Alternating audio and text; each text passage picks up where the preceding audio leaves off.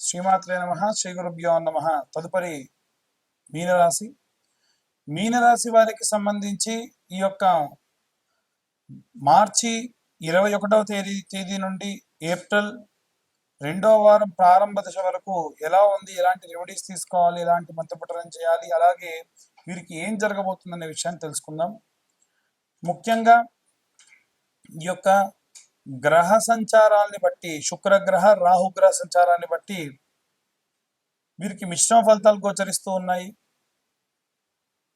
వాహన యోగాలు, కానీ ఆ వాహనానికి సంబంధించి కానీ, ఏదైనా సంఘటనకు సంబంధించి కానీ, ఏదైనా ఒక ఆస్తికి సంబంధించి కానీ అమ్మడము కొనడము జరిగిన తృప్తి లేకపోవడము, వీరు ఇంతకాలం మెయింటైన్ చేసినటువంటి ఒక డిసిప్లినరీ మేనర్లో ఉన్నటువంటి పరిస్థితులన్నీ మారిపోవడం, ఎప్పటి నుంచో ఎదురు చూస్తున్న పనులు దగ్గర దాకా వచ్చి ఆగిపోవడము, ఒక పని అవుతుందేమో అనుకునే లోపే ఆ పనికి ఇంకొక పని లింక్ పెట్టుకుంటూ పని ఇంకా పెరిగిపోవడము, ఒక అంతులేని కథల పనులన్నీ కూడా సాగిపోవడము, ఇలాంటివి జరుగుతాయి. ఇవన్నీ కూడా ఏలిన నాటి శని ప్రభావం వలనే 2వ దశలోకి ప్రవేశిస్తున్నారు. శారీరకమైనటువంటి ఇబ్బందులు లేదా ఏవైనా సరే కాస్త మానసికమైన ఒత్తిడి ఉండే అవకాశం ఉంది. జాగ్రత్తగా ఉండండి. ముఖ్యంగా చూసుకున్నట్టయితే మీనరాశి వారిలో ఈ యొక్క ఏలినాటి శని ప్రభావంలో వివాహం కాని వారికి వివాహము, సంతానం కాని వారికి సంతానం కూడా అందుతుంది. ఎందుకంటే ఈ ఏలినాటి శని ప్రభావంలోనే ఏవైనా సరే విశేషమైనటువంటి బాధ్యతలు అప్పగిస్తాడు శని. అయితే పండాహ అంటే బాగా పండు పండిన తర్వాతకి తినేటువంటి ఫలం ఎంత రుచిగా ఉంటుందో, వీరికి ఆ శని ప్రభావం ఏదైతే ఏలిన నాటి శని ప్రభావము బాగా పండిపోతుందో అప్పుడు మీకు ఉపశమనం కలిగితే కూడా అంతే బాగుంటుంది. నిజంగా ఏసీ లేని వాళ్ళకి కూడా ఒకసారి కరెంటు పోయింది అనుకోండి, మళ్ళీ ఆ కరెంట్ వచ్చేంత వరకు ఆగి బాగా ఉక్కపోసి ఒకటేసారి ఫ్యాన్ ఆన్ చేసి అబ్బా ఏసీలో ఉంది అన్నట్టుగా ఉంటుంది. అవునా కాదా? అలా అక్కడ అంటే ఆనందించడానికి ఎక్కువగా లేనటువంటి పరిస్థితుల్లో కూడా ఆనందించడం, అసలు ఈ మాత్రం వచ్చినా చాలే అనుకోవడం, వచ్చిన కొద్దిపాటి విషయాల్లో కూడా సంతోషించడం, ఇలాంటివి అధికంగా మీనరాశి వారికి ఈ యొక్క 15 రోజుల్లో వచ్చే అవకాశం ఉంది. వీరందరూ కూడా ఎలాంటి రెమెడీస్ తీసుకోవాలి, ఎలాంటి మంత్రపఠనం చేయాలనే విషయాన్ని ఇప్పుడు మనం తెలుసుకుందాం. రాహుగ్రహ మరియు శుక్రగ్రహ సంచారం వలన ఎలాంటి పరిస్థితులు ఉంటాయి, ఎలాంటి జాగ్రత్తలు తీసుకోవాలి, ఎలాంటి మంత్రపఠనం చేయాలి, అది కూడా ఏ ఏ వర్గాల వారు ఎలాంటి మంత్రం చదివితే ఎలాంటి రెమెడీస్ పాటిస్తే మంచిది అనేటువంటి విషయాన్ని ఇప్పుడు మనం తెలుసుకుందాం. ప్రప్రథమంగా విద్యార్థి దశలో ఉన్నటువంటి వారికి సంబంధించిన విషయానికి వస్తే ప్రత్యేకమైనటువంటి శ్రద్ధ, ప్రత్యేకమైనటువంటి భక్తి అవసరం.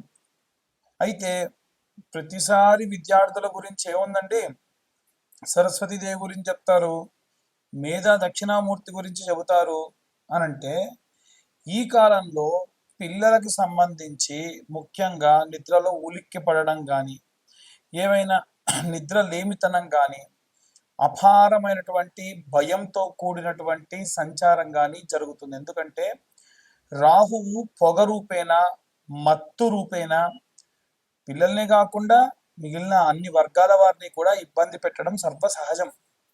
కాబట్టి ఇలాంటివి ఏవి కూడా కలగకుండా ఉండాలి అంటే ఎలాంటి రెమెడీస్ తీసుకోవాలి అంటే, విద్యార్థులు హనుమాన్ చాలీసా లేదా ఆంజనేయ స్వామి యొక్క గాయత్రి చదవడం మంచిది. హనుమాన్ చాలీసా అనేటువంటిది నిత్యము కూడా అసుర సంధ్యా సమయంలో స్కూల్కి వెళ్ళి వచ్చిన తర్వాతకి నిర్దిష్టంగా ఒక దగ్గర కూర్చుండబెట్టి పిల్లలతోని చదివించడం వలన విశేషమైనటువంటి శక్తిని సంపాదిస్తారు. అయితే ఇప్పుడు నేను చెప్పేటువంటి విషయం ఏదైతే ఉందో, ఈ యొక్క మార్చిలో ఉన్నటువంటి ఆఖరి వారంలో ప్రారంభమయ్యేటువంటి కాలం. అంటే 21, 22వ తేదీల సమయంలో ఎలాంటి ప్రభావాలు ఉంటాయి అనేటువంటి విషయం గురించి ఇప్పుడు మనం మాట్లాడుతూ ఉన్నాం. అయితే గృహిణులు, స్త్రీల విషయానికి వస్తే మనకి అభిరామి స్తోత్రము అనేటువంటి స్తోత్రం ఉంటుంది. ప్రత్యేకంగా ఈ అభిరామి స్తోత్రమును తులసి దళములతో, చాలా మంది తులసి దళాలు అంటే ఆకులు తీసుకొస్తూ ఉన్నారు. దళం అంటే దానితో పాటుగా జతగా ఉండాలి. అలాంటి తులసి దళాలను తీసుకొని వచ్చి 108 తులసి దళాలతోని అమ్మవారికి ప్రత్యేకంగా స్తోత్రం చదువుతూ ఆరాధన చేయడం వలన, తర్వాత కాస్త నీడలో ఎండపెట్టినటువంటి ఆ యొక్క తులసిని పొడి చేసి నిత్యము ఆచమనం చేసే సమయంలో ఇంటి యజమాని చేత చేయించడం వలన విశేషమైనటువంటి శక్తి, భయాందోళన నుంచి దూరమయ్యే అవకాశం ఉంటుంది. ఉద్యోగస్తులకు సంబంధించిన విషయానికి వస్తే, ఉద్యోగస్తులు ప్రత్యేకంగా గురుచరిత్ర పారాయణం కానీ, సుందరాకాండ పారాయణం చేయించుకోవడం మంచిది. హనుమాన్ లాంగూలా స్తోత్రము అని ఉంటుంది. హనుమాన్ లాంగూలా స్తోత్రము, హనుమన్నంజనీ సూతో మహాబల పరాక్రమ అని ప్రారంభమవుతుంది. ఆ యొక్క మంత్రాన్ని ఈ యొక్క ఉద్యోగస్తులు అలాగే వ్యాపారస్తులు నిత్యం అసుర సంధ్యా సమయంలో వినడం ప్రత్యేకమైన శక్తినిస్తుంది. ప్రత్యేక శత్రు వినాశనం కూడా జరుగుతుంది. అలాగే ఎవరైతే సినిమా రంగంలో ఉన్నటువంటి వారు ఉన్నారో వారు కనకదార స్తోత్రముతో పాటుగా రుద్రం నమకం చమకం అని మీరు కొడితే యూట్యూబ్లో కానీ స్పాటిఫైలో కానీ వస్తుంది. నిత్యం ఒకసారి అది వినడం విశేషంగా మంచిది. ఎవరైతే భూమికి సంబంధించి ఇబ్బంది పడుతున్న రైతులు కానీ, భూమి అమ్మాలి కొనాలి అనుకునేటువంటి వారు కానీ ఎవరైతే ఉంటారో వారు ప్రత్యేకంగా ఈ యొక్క నీలా స్తోత్రము అని ఉంటుంది, లేదా నీలా సూక్తము అని ఉంటుంది.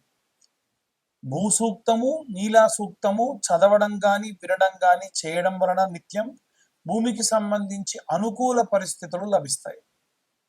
ఇక ఎవరైతే ఈ యొక్క రాజకీయ రంగంలో ఉన్నటువంటి వారు ఉన్నారో వారు ప్రత్యేకంగా దుర్గాదేవి యొక్క కవచముతో ఆరాధన చేయడం మంచిది. రైతులు, చేతి వృత్తులు, కుల వృత్తులు చేసేటువంటి వారు దక్షిణామూర్తి స్తోత్రము, కాలభైరవాష్టకము చదవడం మంచిది. అలాగే ఎవరైతే ఈ యొక్క పిల్లలు లేకుండా వృద్ధాప్యంలో ఉన్నారో వారు వీలైనంత వరకు కూడా ఈ యొక్క ప్రసన్న మహాకాళి దేవాలయానికి వెళ్ళి అమ్మవారి యొక్క ఆరాధన, అభిషేకంలో పాల్గొనడం మంచిది.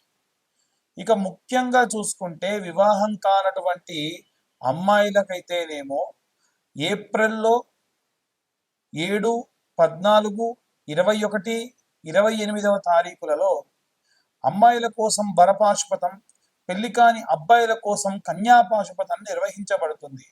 ఈ పాశుపతానికి 20-25 వేల దాకా ఖర్చు అవుతుంది. కానీ ఎటువంటి సామూహికంగా లేకుండా ఎవరికి వారికే చాలా మంది ఇబ్బంది పడుతున్నారని అడుగుతున్నారు. కాబట్టి ఈ యొక్క పాశుపత హోమం అంటే కన్యా పాశుపతం, వరపాశుపతం కేవలం 15,000 రూపాయలకి సామాగ్రంతా మేమే అరేంజ్ చేసి చెప్పడం జరుగుతుంది, చేయించడం జరుగుతుంది. ఇక జాతకం గురించి చాలా మంది అడుగుతూ ఉన్నారు. 2025వ సంవత్సరంలో పూర్తి జాతక విశ్లేషణకి 2025 రూపాయలు మాత్రమే ఛార్జ్ చేయడం జరుగుతుంది. ఎవరికైనా ఇంట్రెస్ట్ ఉంటే కింద ఉన్న నెంబర్ కాల్ చేసి మీ పేరు, మీ గోత్రం, మీ ఇంటి పేరు, మీ పేరు నమోదు చేయించుకోవచ్చు. సర్వే జనా సుఖినో భవంతు. స్వస్తి.